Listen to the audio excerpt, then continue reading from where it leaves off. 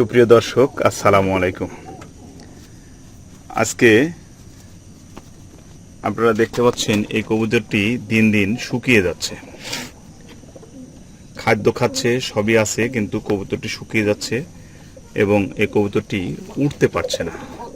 আর উঠতে না পারার কারণে এই কবুতরটির মূল সমস্যা ছিল যে প্রথমে ডিম দিয়েছে, ডিম দেওয়ার পরে আর উঠতে পারে না। উঠতে না পারার কারণে আজকে কিছুদিন যাবৎ কবুতরটি খাচ্ছে, খাদ্য কম খাচ্ছে।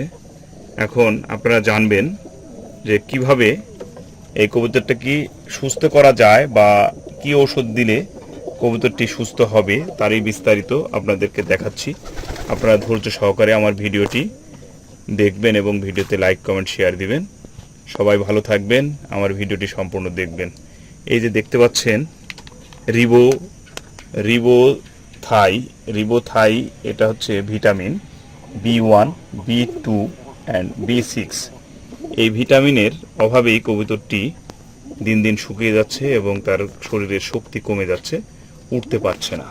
আজকে একে আমরা ভিটামিন দেব। ভিটামিনটি অল্প একটু আজকে প্রথমে রাত্রে দিচ্ছি, পানির সঙ্গে মিশিয়ে খাওয়ানো উচিত, কিন্তু আমি সরাসরি ওষুধ খাওয়ানোর পরে পানি সেবন করিয়ে দেব।